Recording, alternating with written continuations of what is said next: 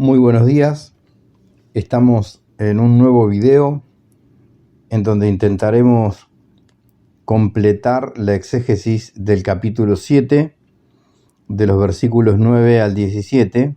Hemos dejado en el video anterior la exégesis de los escritores eclesiásticos antiguos, algunos de ellos padres de la iglesia, hasta el versículo 8, Apocalipsis 7, 8, en donde se enumeraban las tribus de Israel con los 12.000 señalados en cada una, explicando el nombre de las tribus, el significado del nombre de las tribus y las características que, de acuerdo a estos intérpretes, cada uno de esos nombres arrojaba a la inteligencia en el texto de la revelación. Muy bien, se podría titular este fragmento de 7, 9 al 17 como una gran multitud de todas las naciones. Nos vamos a encontrar aquí entonces con el pasaje en donde aparece la multitud de los gentiles, ¿no? Por eso se hace hincapié en el término de todas las naciones, tribus, pueblos y lenguas. Bueno, vamos a leer el fragmento Apocalipsis 7, 9 al 17 del apóstol San Juan. Después de esto, en la visión, apareció una gran multitud que nadie podía contar, de todas las naciones, tribus, pueblos y lenguas, de pie ante el trono y ante el Cordero, vestidos con túnicas blancas y con palmas en las manos, que gritaban con fuerte voz: La salvación viene de nuestro Dios, que se sienta sobre el trono, y del Cordero.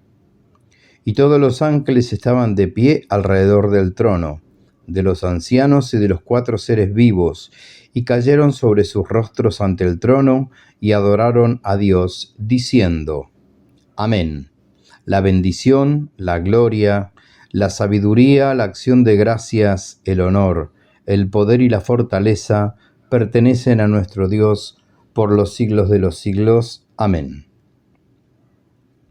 Entonces uno de los ancianos intervino y me dijo: Estos que están vestidos con túnicas blancas, ¿quiénes son y de dónde han venido?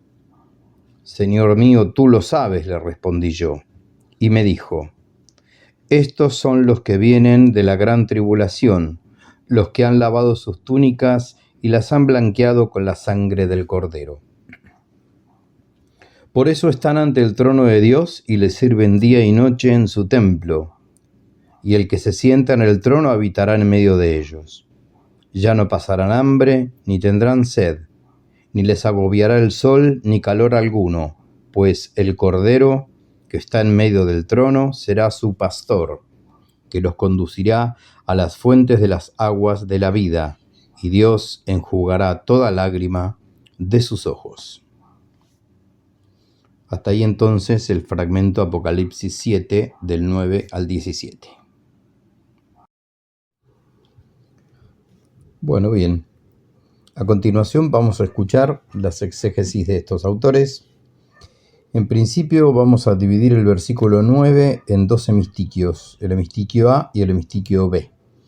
En el hemistiquio A vamos a escuchar comentarios de Ecumenio, de Primacio, de Cesareo de Arles, de Beda, mientras que en el hemistiquio B, 9b, 7, 9b, vamos a escuchar a Ecumenio, también a Primacio, a Cesareo, a Andrés de Cesarea y por último a Beda. Bueno, vamos con el primer hemistiquio del versículo 9. Apareció una gran multitud que nadie podía contar, de todas las naciones. Dice Ecumenio en su comentario sobre el Apocalipsis: Para que no faltase nada a su visión, después de estas cosas, el oráculo de Dios le muestra también las incontables miríadas de gentiles que han recibido la fe, que rodean al Señor y están ante el trono de Dios. Del mismo hemistiquio A, Primacio, en su comentario al Apocalipsis dice Primacio: con el signo del número sagrado indica la multitud de los elegidos, a los que Dios eligió de antemano y predestinó para que lleguen a ser conformes con la imagen de su Hijo. Eso está claramente citando a Romanos 8:29, ¿no? Y los que vienen de las naciones se hagan Israel y sean con derecho llamados hijos de Abraham, no por la carne sino por la fe, es decir, en esa semilla que es Cristo, piedra angular, de la que dice el apóstol Pablo: en efecto, Él es nuestra paz, el que hizo de los dos pueblos uno solo y derribó el muro de la separación, la enemistad, anulando en su carne la ley decretada en los mandamientos. De ese modo creó en sí mismo de los dos un hombre nuevo, estableciendo la paz y reconciliando a ambos con Dios en un solo cuerpo por medio de la cruz. Pasaje hermoso de Efesios 2, del 14 al 16. Hasta ahí el comentario de Primacio al primer hemistiquio del versículo 9 del capítulo 7. En Cesareo de Arles, en su obra Exposición sobre el Apocalipsis 7:9, escuchamos lo siguiente. Es una homilía la de Cesareo, referente a este fragmento, ¿no? Al 9a. Dice Cesareo de Arles: no dijo, después de esto yo vi a otro pueblo, sino yo vi al pueblo, es decir, al mismo que él había visto en el misterio de los 144.000. Él lo vio innumerable, de toda tribu, lengua y nación, porque todas las naciones han sido injertadas creyendo en la raíz. Romanos 11:24, ¿eh? Hay que confrontar ahí. Sigue Cesareo, perdón. El Señor en el Evangelio muestra que toda la iglesia, tanto de los judíos como de los gentiles, está en las 12 tribus de Israel cuando dice: os sentaréis sobre 12 tronos para juzgar a las 12 tribus de Israel. Eso es Mateo 19:28. Interesantísimo comentario de Cesareo de Arles, referente a que es el mismo pueblo, no otro pueblo, ¿no? El de las 12 tribus, ahora el de la multitud de las gentes. Por último, vamos a leer a San Beda, siempre en este primer hemistiquio A del versículo 9 del capítulo 7 del Apocalipsis. Dice Beda: estos mismos son aquellos de quien dice David: los recontaré y serán más que la arena. Salmo 139. Algunos de ellos ya hace mucho lucharon valientemente por Cristo hasta el martirio, y otros son aquellos de toda tribu y lengua que, a imitación de los atletas, se esforzarán hasta el final de los tiempos. Perdón, eso es un fragmento de Andrés de Cesarea, no de Beda. Repito, Andrés de Cesarea está comentando respecto a toda tribu y lengua, esto último que acabamos de leer en su comentario al Apocalipsis. Recién ahora va a venir el comentario de Beda. Beda sí dice, siempre de este primer hemistiquio del versículo 9: esto se puede interpretar como que, enumeradas las tribus de Israel, en las que se predicó primero el Evangelio, Juan también quiere recordar la salvación de las naciones. Entonces, ahora sí el comentario de Beda. Muy bien. Para ingresar al hemistiquio B del versículo 9, capítulo 7, escuchamos a Ecumenio. El que se les haya revestido de vestiduras blancas es una muestra de su pureza durante su vida. Las palmas, que son símbolo de victoria, ponen de manifiesto que ellos se glorían en la victoria de Cristo contra sus enemigos espirituales y materiales. Estas multitudes tienen esos dos rasgos indumentarios, si se quiere: la túnica blanca y la palma en sus manos, ¿no? Bien, la blanca es la pureza, y la vestidura blanca es la pureza, mientras que las palmas son claro símbolo de victoria. Eso refiere Ecumenio. Primacio, en su comentario al Apocalipsis, siempre del hemistiquio B del versículo 9, dice lo siguiente: los santos perseveran en las buenas obras. Por las túnicas se indica el bautismo y por las palmas el triunfo de la cruz. Y como han vencido en Cristo al mundo, puede que las túnicas signifiquen también el amor que se da por medio del Espíritu Santo. Porque se dice que llevan en las manos palmas. En las manos indica la perseverancia de las buenas obras. Así leemos: el Señor estableció sus manos para obrar el bien. No se sabe muy bien cuál es esa fuente que cita Primacio. Sigue Primacio. Y también, mis manos se extienden ante Él de noche sin descanso. Ahora sí, eso está referido en el Salmo 77. Lo mismo, sigue Primacio, lo mismo que se dice respecto de José. El Señor hacía prosperar todas las cosas en su mano. Eso es Génesis 39, 8. Es decir, dice Primacio, su poder. Muy bien. Cesáreo Darles, siempre del Hemistiquio 9b, dice que las ropas blancas representan el don del Espíritu Santo. Es lo único que refiere Cesáreo. Andrés de Cesarea, siempre en el Hemistiquio B del versículo 9, va a referir lo siguiente en su comentario al Apocalipsis 7:9b. Andrés de Cesarea. Vertiendo la propia sangre por Cristo, blanquearon unos las vestiduras de sus obras y otros se disponen a blanquearlas.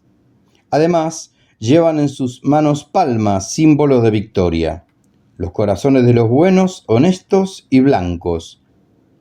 También forman un coro alrededor del trono divino y como generosos miembros del mismo apuntan a su director la victoria sobre los demonios. Hermosísimo comentario ese, hermoso.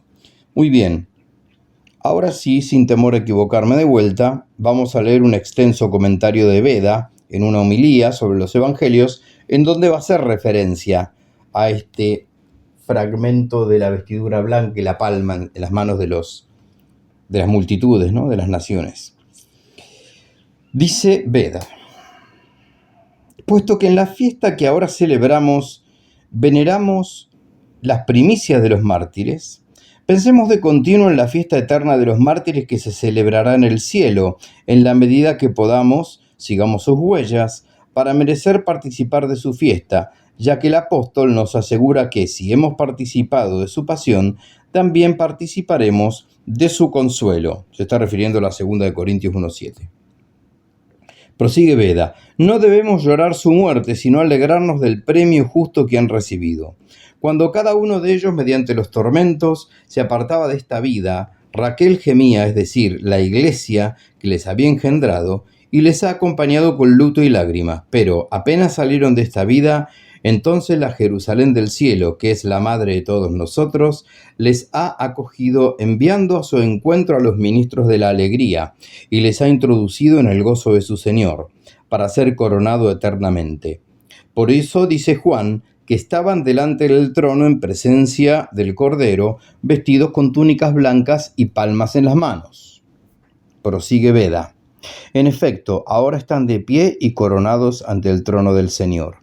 Los que en un tiempo se encontraron en la tierra agotados por los tormentos ante los tronos de los jueces de la tierra. Además, están erguidos en presencia del Cordero y no pueden en modo alguno ser apartados de la contemplación de la gloria de aquel por cuyo amor no fueron apartados ni siquiera con los suplicios. Relucen con vestidos blancos y tienen palmas en las manos quienes han obtenido el premio de sus obras, hasta que en la resurrección reciban glorificados sus cuerpos, pues por amor del Señor han soportado ser quemados por el fuego, heridos por los animales salvajes, lacerados por los azotes, arrojados en precipicios, rasgados con garras y azotes, con toda clase de tormentos. Muy bien, hasta ahí los comentarios del versículo 9 de este capítulo 7, tanto del Hemistiquio A como del Hemistiquio B. Bueno, para ingresar a los comentarios a los siguientes versículos, vamos a leer de 3 versículos, 10, 11 y 12, 7 siempre, capítulo 7, Apocalipsis 7, 10 al 12. Releemos el texto canónico. Apocalipsis 10, 11 y 12.